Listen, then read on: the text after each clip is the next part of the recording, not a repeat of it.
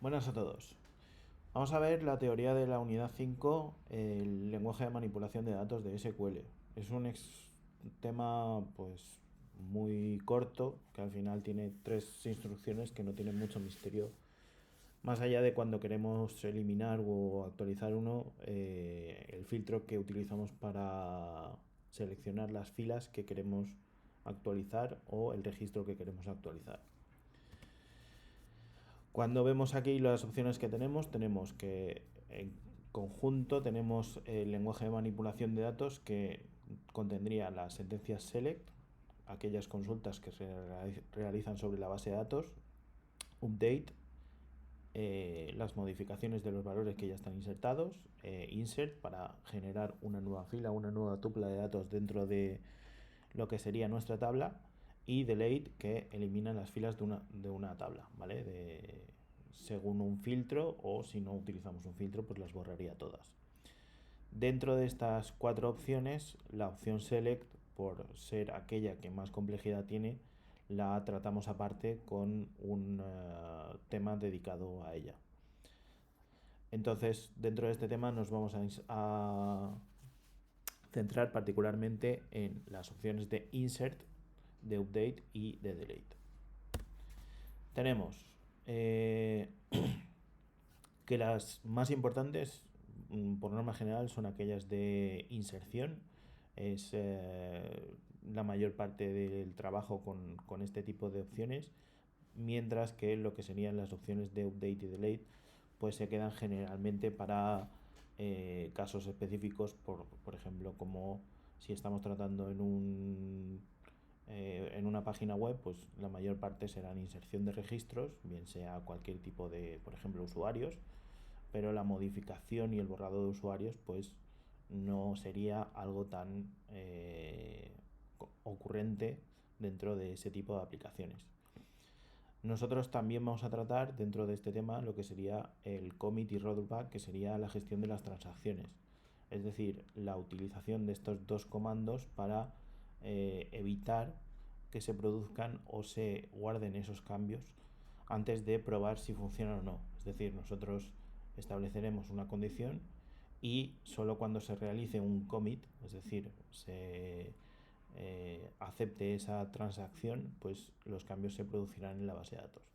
Esto lo podéis ver si trabajáis, por ejemplo, con una base de datos en local, que muchas veces al salir de la aplicación, al hacer una serie de cambios, te pide un mensaje de confirmación si deseas que se realice un commit, o si no, se producirá un rollback, es decir, todas las modificaciones que hemos probado, que hemos visto que funcionan, no se guardarían o no se grabarían dentro de la base de datos.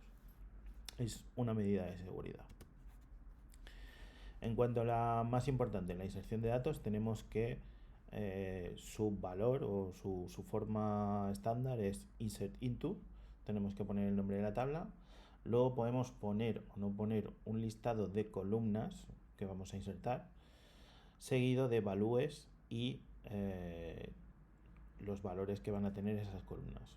Si nosotros omitimos ese listado de columnas que tenemos después del nombre de la tabla, lo que estaremos diciendo es que vamos a insertar un registro con todos sus campos, ¿vale? Y aquí podemos tener, por ejemplo, en algunas bases de datos como MySQL, campos que sean autonuméricos, es decir, que no se generen, y tendríamos que definir esas columnas sí o sí, porque uno de los campos se va a generar de forma automática.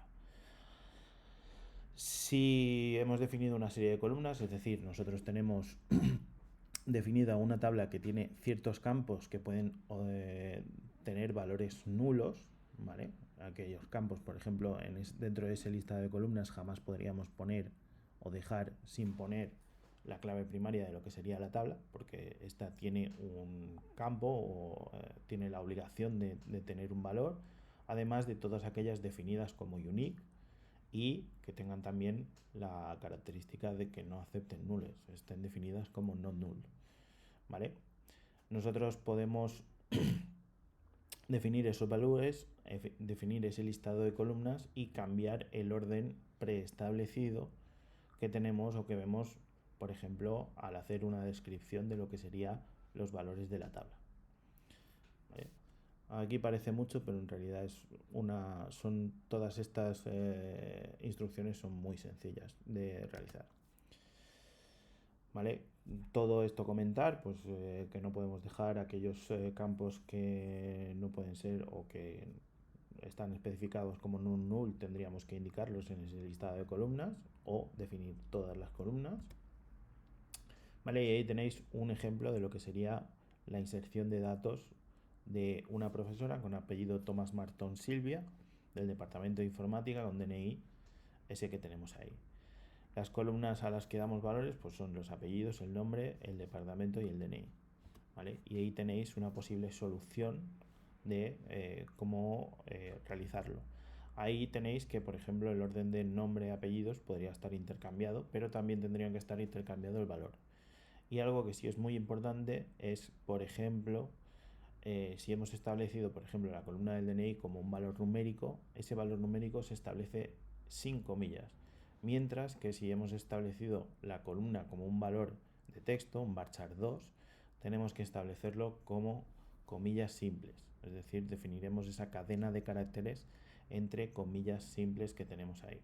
También tenemos que tener en cuenta que si utilizamos ese departamento como clave primaria, pues no tiene que haber ninguno. O si utilizamos ese DNI, ¿vale? Como clave primaria, pues tampoco tiene que haber ninguno. Si en este caso el departamento es una clave ajena a una clave de departamento y está establecida, es decir, la hemos creado y está habilitada, tendremos que tener dentro de la tabla de departamento un departamento cuya clave primaria sea 1 para comprobar, ¿vale?, que se haga esa referencia que hacemos cuando establecemos una clave ajena. ¿Vale? Y ahí tendríamos lo que sería la solución de esa orden insert into. Las columnas tenemos que tener varias consideraciones. Hay que la asociación de columna valor es posicional, es decir, la primera columna tiene que tener el valor que corresponde a la primera columna, ¿vale? Que los valores de columna deben coincidir con el tipo de dato, el dominio que hemos establecido. No podemos insertar un valor numérico en lo que sería un valor de tipo carácter, ¿vale? Sí que podríamos establecer, si lo establecemos entre comillas, una cadena de caracteres que represente un valor numérico. Eso sí, por ejemplo, esto sería un caso muy particular, por ejemplo, de un teléfono, donde nosotros tenemos un valor que son solo números, pero que en realidad a ese valor jamás se le hace una operación aritmética, es decir, no se le suma, no se le multiplica, no se le divide. Con lo cual en muchas bases de datos podéis encontrar este valor definido como un tipo de valor varchar 2, mientras que en principio lo único que va a acceder, el único contenido que va a tener un tipo de dato de tipo teléfono, pues sería un valor de numérico, una serie de dígitos. Ahí tenéis que tener muy en cuenta que los valores de esas cadenas tienen que ir entre comillas simples, ¿vale? Y no confundamos tampoco con la utilización de comillas dobles, que sería equivalente a lo que se utiliza para definir los strings en lenguaje de programación. Y tenemos unas particularidades. Por una parte, lo que serían tipos de datos en coma flotante, es decir, con decimales, cuyos decimales se establecerán con un punto, para no tener esa... o sea, digamos que se pueda identificar la coma que separa estos valores, ¿vale? Si el departamento tuviera una clave primaria que fuera decimal, ¿vale?, que estuviera definida como float, o como number con un número de decimales, pues tendríamos aquí 1.1, por ejemplo, para definir el valor en decimal. Y otra cosa que tenemos que tener en cuenta son los tipos de datos fechas que se pueden definir, es decir, hay dos formas de definirlo. Podemos establecer la codificación de la base de datos con una instrucción que nos diga cómo se va a guardar, es decir, cuál va a ser el formato. Si tenemos, por ejemplo, barras invertidas diferenciando días, meses y años, pero ya lo vimos cuando definimos alguna de las restricciones, que para los datos de fecha nosotros vamos a utilizar la función toDate, que nos permite hacer una transformación de una cadena de caracteres a un tipo de dato de fecha. Con lo cual nosotros podremos definir y asegurarnos de que esa fecha, independientemente de la configuración de fecha que tenga nuestra base de datos, se va a guardar con el valor correcto. Tenemos que tener en cuenta también que si no definimos en ese valores de columnas o en esa lista de columnas no definimos esos valores, pues se van a establecer como nulos. Ahí tenéis el orden de la inserción y al final pues pasamos a lo que sería la actualización de datos o la modificación mediante update. Tenemos esta opción de update, nombre de tabla. Siempre tenemos que definir el nombre de la tabla donde se va a producir aquella modificación de datos. Tenemos la cláusula set con columna y valor. Mucho cuidado aquí porque por la notación al final de la condición podemos caer en la cuenta de utilizar una cláusula AND para establecer, pero no, esas modificaciones van con una serie de comas donde definimos la columna que queremos modificar y el nuevo valor que va a tener, ¿vale? Mucho cuidado ahí que, por ejemplo, si esas columnas son claves primarias y están referenciadas por otra tabla, pues va a haber un error diciéndonos que no podremos cambiar esa modificación, ¿vale? Ahí, si recordáis, en la definición de la clave primaria, aunque por ejemplo Oracle no lo tiene definido así, sí que está establecido en el estándar SQL, nosotros podemos definir una clave primaria con una serie de condiciones, on update cascade, ¿vale? Por ejemplo, donde si yo hiciera un cambio en la clave primaria de una tabla y esa tabla estuviera referenciada, esos cambios se propagarían a las siguientes tablas, ¿vale? Aquí en principio en Oracle no lo tenemos disponible, con lo cual solo tenemos la opción de borrado en cascada. Con lo cual a la hora de modificar un campo que sea clave primaria, pues tenemos que tener una cierta consideración que no haya claves ajenas referenciándola a ella. En el último establecimiento tendríamos la cláusula where, donde le pondríamos la condición, y esto es esa condición al final, como todavía no hemos visto la utilización de las condiciones en las sentencias de consulta, en la select, es el apartado que más dificultad nos puede llevar. Esas condiciones sí que se pueden anidar mediante cláusulas AND, donde puedo establecer, por ejemplo, que se cumplan dos condiciones, es decir, pues que la columna 2 tenga el valor tal o la columna 10 tenga el valor tal, ¿vale? Lo estableceríamos así. Por lo demás no tiene mucho más. Ahí tenéis un ejemplo, ¿vale? De lo que sería la modificación de los apellidos de la tabla profesor y el establecimiento de un nuevo valor para esa fecha de nacimiento que no hemos definido cuando la creábamos. Siempre pues colocando esa cláusula where. Si esa cláusula where no se establece, se tomaría que todos los campos se tienen que actualizar, con lo cual todos los profesores pues tendrían estos apellidos y esta fecha de nacimiento.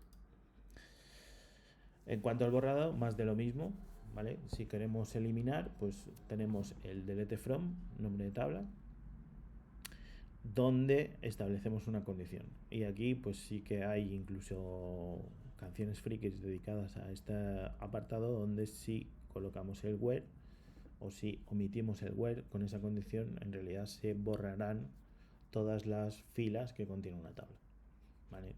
Que no será un caso que no haya ocurrido ninguna vez. Para eso existen las órdenes commit y rollback que veremos para evitar todo esto. Al final nosotros tenemos que definir una condición que me seleccione o que cumplan una o una serie de filas que tenga esa tabla. Si nosotros esa condición lo establecemos contra una clave primaria, pues estaremos seguros que ese valor será o afectará solo a una fila. ¿vale? Y ahí tenéis, por ejemplo, el delete from departamento where code2, pues code2 sería una clave primaria, estaríamos estableciendo solo una fila.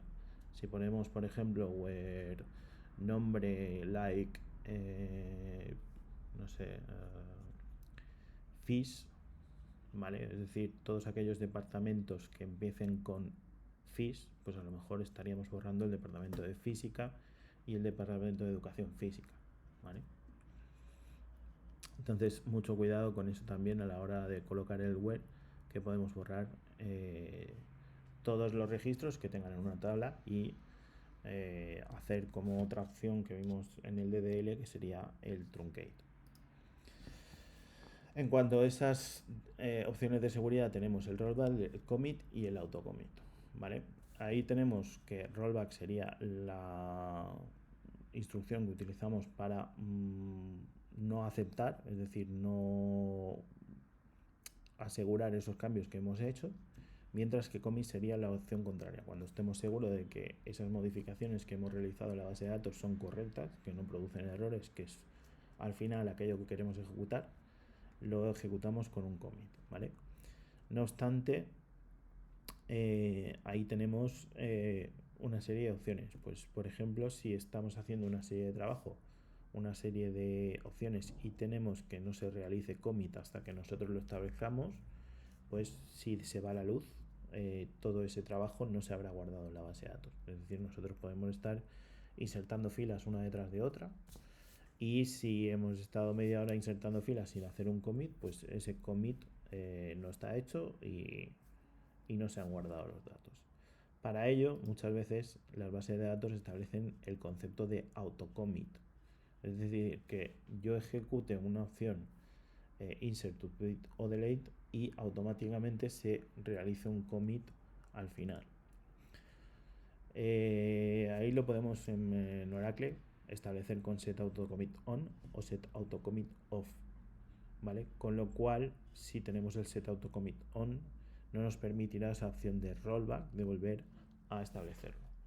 Ahí en principio, pues los ejercicios que estamos haciendo nosotros no son en principio gran cantidad de instrucciones que se vayan a ejecutar y que tengamos que probar. Podemos tener el set autocommit on y en principio no tendremos ningún problema también, porque dentro de lo que estamos haciendo ahora mismo nosotros estamos estableciendo una serie de scripts que se ejecutarán una instrucción detrás de otra, y el cambiar cualquier cambio, pues al principio es solo modificar ese script que tenemos ahí.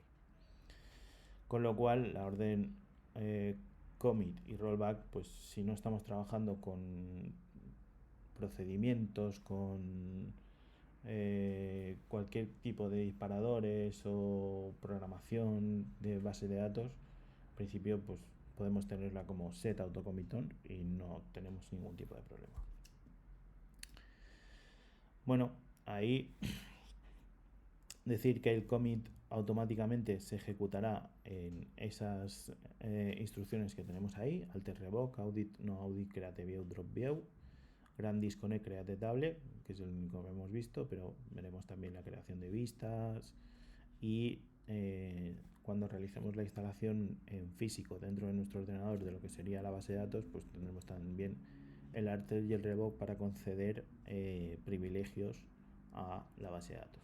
Ya os digo que al final esto de aquí pues es muy particular de esta base de datos Oracle, y que puede no producirse si cambiamos, por ejemplo, MySQL o PostgreSQL, que cada uno tendrán sus estructuras y sus formas de realizar el autocommit. En principio esto sería el tema, y la teoría es muy sencilla y los ejercicios también son muy sencillos. Os dejaré otro vídeo donde os explique dos ejemplos de cómo hacer los ejercicios, y al final pues tampoco tiene mucho misterio este tema que tenemos que pasar, y que ya veréis cómo al final pues nos centraremos más sobre todo en la ejecución de consultas. Un saludo a todos.